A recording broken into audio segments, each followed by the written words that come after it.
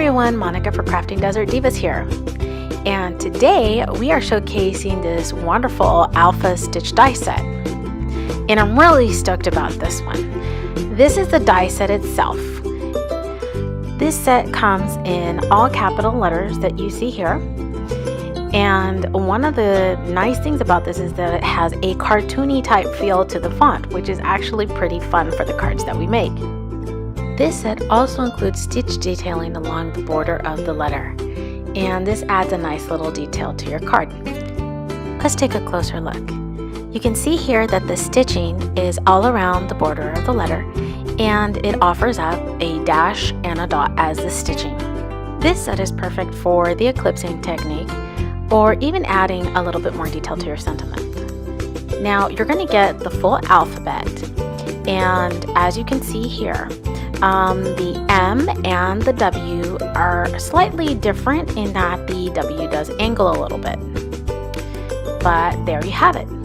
I think now we're ready to go ahead and start cutting. So first thing first, we're going to have to separate our dies from each other.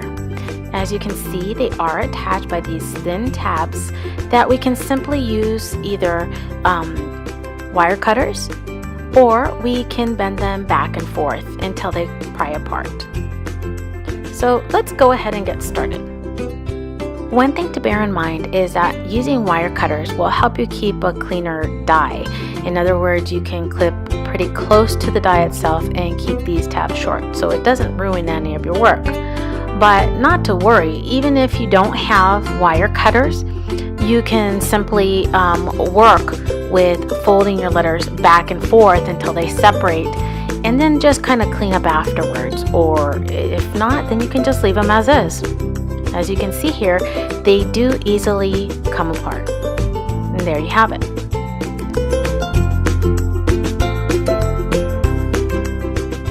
Since these are wafer thin dies, these will work with most any cutting machine. And since I have a Cuttlebug, we're going to start by making our sandwich. I'm going to set down my A plate, then my cutting plate or the C plate. Next, I'll lay down my paper and then place the dies face down on top.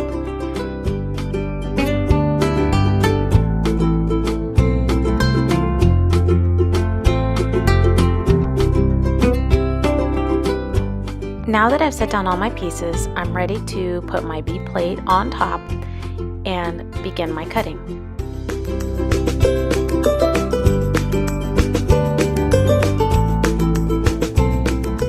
So let's clean up and remove the Cuttlebug so that we can have a good look at the die cuts.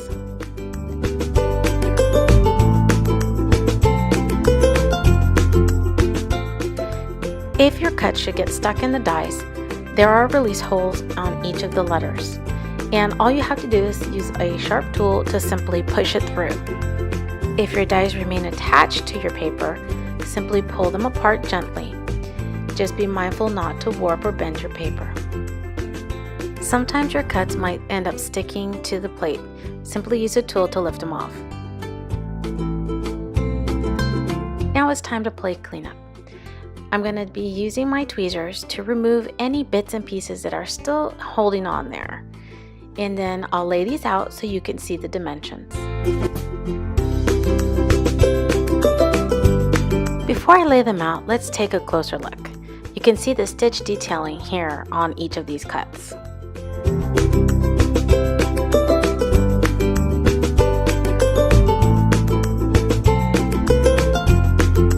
Here are the dimensions for the dies. And next, you'll see some sample works using these dies.